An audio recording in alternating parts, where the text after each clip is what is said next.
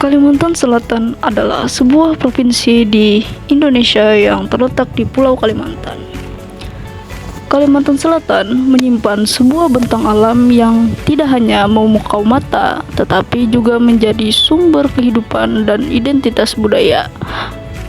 Yang terdapat lahan basah, rawa yang tenang, sungai yang mengalir lembut, dan tanah gambut yang kaya menjadi saksi bisu harmoni antara manusia dan alam yang telah terjalin selama berabad-abad. Di wilayah ini, alam tidak hanya dihuni, tetapi dihargai, dipahami, dan dirayakan melalui kearifan lokal yang diwariskan turun-temurun. Masyarakat setempat tidak sekadar tinggal, mereka hidup menyatu dengan lingkungannya, menyesuaikan diri, membangun dan menjaga keseimbangan agar tetap lestari. Video ini akan membawa kita menyelami kehidupan di lahan basah Kalimantan Selatan, menelusuri keindahan alamnya, mengenal tradisi dan budaya yang tumbuh dari air, serta memahami tantangan dan upaya pelestarian yang dilakukan. Inilah kisah tentang bagaimana alam dan budaya berpadu dalam satu irama, membentuk harmoni yang menginspirasi dan menyadarkan kita akan pentingnya menjaga lingkungan.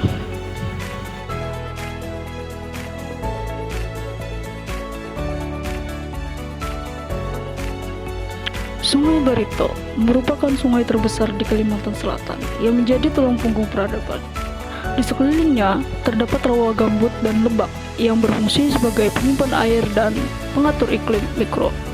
Tanah gambut, meski rapuh, menyimpan kekayaan biodiversitas dan jasa lingkungan yang luar biasa. Di hamparan lahan basah Kalimantan Selatan, masyarakat tidak hanya hidup berdampingan dengan alam, tetapi juga menggali potensi yang ada dengan penuh kearifan.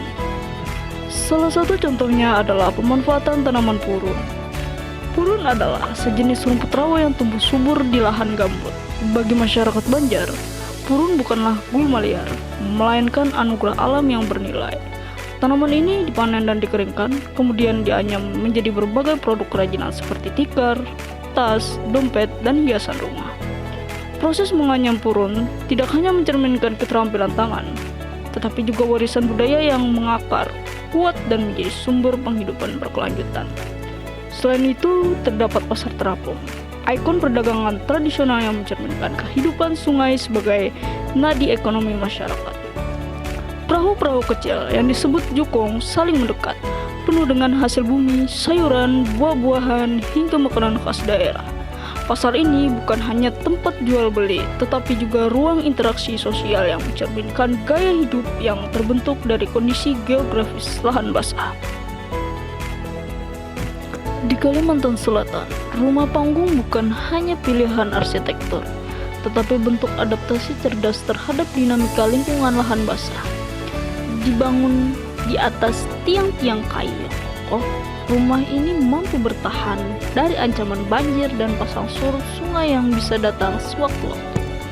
Posisi rumah yang tinggi juga membantu menjaga sirkulasi udara dan melindungi penghuni dari hewan liar atau genangan air rawa. Namun, kehidupan masyarakat tidak hanya bergantung pada daratan, mereka juga sangat akrab dengan air. Itulah mengapa jukung menjadi begitu penting. Jukung adalah perahu tradisional khas suku Banjar yang terbuat dari kayu ulin atau kayu keras lainnya. Dikenal akan kekuatannya dan ketahanannya terhadap air. Bentuknya ramping dan ringan, memudahkan manuver di aliran sungai yang sempit maupun rawa-rawa dangkal. Jukung digunakan untuk berbagai keperluan, mengangkut hasil kebun, berjualan di pasar terapung, menyeberang sungai, bahkan sebagai alat transportasi anak-anak menuju sekolah. Bagi masyarakat di wilayah lahan basah Kalimantan Selatan, sungai bukan hanya jalur transportasi atau sumber air bersih. Sungai adalah pusat kehidupan, tempat di mana aktivitas sosial, ekonomi, dan budaya menyatu secara alami.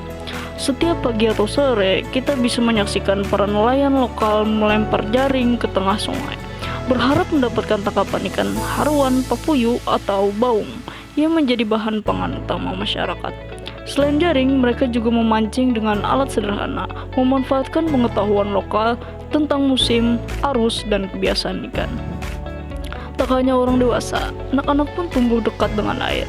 Sungai menjadi tempat bermain sekaligus ruang belajar bagi mereka. Dengan gembira mereka berenang, menyelam, dan terkadang membantu orang tua mengangkat jaring.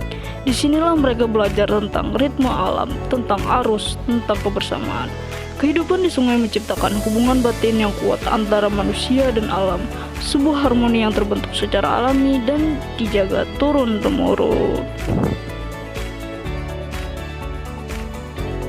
Di wilayah lahan basah Kalimantan Selatan, ikatan antara manusia dan alam tidak hanya terlihat dalam keseharian, tetapi juga tercermin dalam tradisi dan perayaan yang diwariskan dari generasi ke generasi. Salah satu tradisi yang masih lestari hingga kini adalah pesta rakyat yang digelar di sekitar rawa dan sungai. Pesta ini bukan sekedar ajang hiburan, tetapi juga bentuk syukur atas hasil alam yang melimpah. Salah satu acara yang paling dinanti adalah lomba multa menangkap ikan dengan tangan kosong dan menjaring ikan secara tradisional.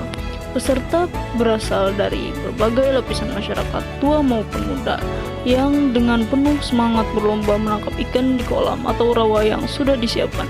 Sorak-sorai penonton, tawa riang anak-anak, dan suara musik tradisional mengiringi setiap momen. Di sini kebersamaan dan semangat gotong royong benar-benar terasa hidup. Pesta rakyat ini juga mempererat hubungan antar warga, menyatukan kampung-kampung, dan menjadi momen rekreasi yang menghibur, menyenangkan, serta membangkitkan semangat melestarikan budaya lokal yang bersumber dari lahan basah itu sendiri.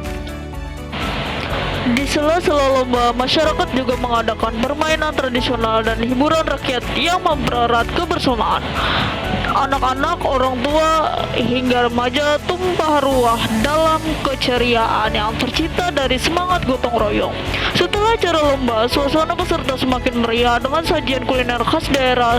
Salah satu yang tak boleh dilewatkan adalah iwak haruan masak habang atau ikan gabus yang dimasak dengan bumbu merah khas Banjar. Rasanya gurih, pedas, dan syarat dengan cita rasa tradisional. Kebakaran lahan gambut yang terjadi setiap tahun menjadi ancaman serius bagi ekosistem, kualitas udara, dan kesehatan masyarakat. Selain kebakaran, banjir menjadi tantangan utama yang dihadapi masyarakat lahan basah. Banjir tidak hanya menggenangi rumah dan fasilitas umum, tapi juga merusak lahan pertanian serta mengganggu aktivitas ekonomi dan pendidikan warga. Dalam banyak kasus, banjir ini disebabkan oleh buruknya tata kelola air, berkurangnya daerah resapan, serta semakin sempitnya ruang alami sungai untuk mengalir. Reklamasi, pengerukan, dan alih fungsi rawa menjadi pemukiman memperparah kondisi ini, membuat air tak lagi tertampung sebagaimana mestinya. Di tengah bencana, masyarakat terus berjuang bertahan. Mereka membenahi rumah, menjaga anak-anak tetap sekolah, dan tetap bekerja meski harus berjalan di genangan air yang tinggi. Gambar dari siaran berita ini menjadi potret nyata kehidupan di tengah krisis lingkungan yang semakin mendesak untuk ditangani. Meski hidup di tengah ketidakpastian, warga tetap menunjukkan semangat pantang menyerah. Gotong royong menjadi kekuatan utama mereka, saling membantu membangun tanggul darurat, mengurus air dari rumah, hingga mengevakuasi lansia dan anak-anak.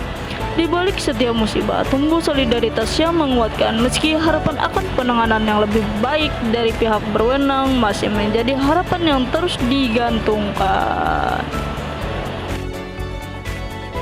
Lahan basah yang dahulu dijaga sebagai zona penyangga kini perlahan berubah wajah.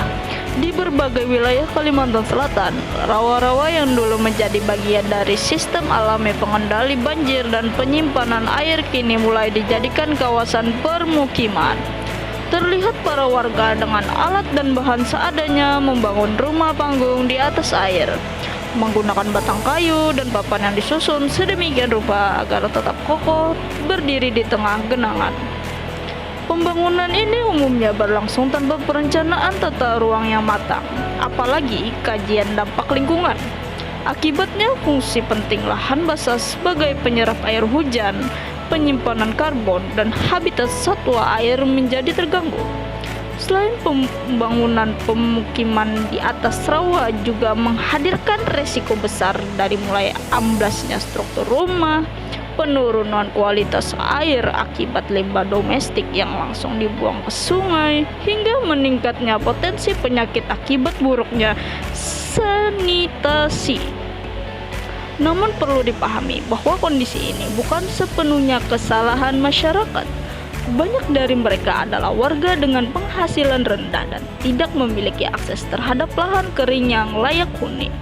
Mereka tinggal di rawa bukan karena pilihan, tetapi karena keterpaksaan ekonomi dan kurangnya alternatif yang disediakan oleh pemerintah. Dalam situasi seperti ini, ironi pembangunan menjadi sangat nyata. Demi memenuhi kebutuhan akan hunian, ekosistem yang rentan justru menjadi korban. Padahal, kerusakan lahan basah tidak hanya berdampak lokal, tapi juga regional. Ketika rawa kehilangan fungsinya, banjir lebih mudah terjadi, kualitas air menurun, dan emisi gas rumah kaca dari lahan gambut yang terganggu pun meningkat. Oleh karena itu, solusi yang diperlukan bukanlah pelarangan sepihak yang meminggirkan masyarakat, melainkan pendekatan kolaboratif. Pemerintah perlu hadir lebih aktif, bekerja sama dengan akademisi, organisasi lingkungan, dan warga lokal untuk merancang tata ruang yang adil dan berkelanjutan. Edukasi mengenai pentingnya menjaga lahan basah, bantuan teknis dalam membangun hunian ramah lingkungan, serta penyediaan lahan alternatif bagi masyarakat berpenghasilan rendah harus menjadi prioritas. Dengan cara ini, masyarakat tetap bisa hidup layak tanpa harus mengorbankan kelestarian lingkungan. Berbagai upaya terus dilakukan untuk memulihkan fungsi lahan basah yang rusak.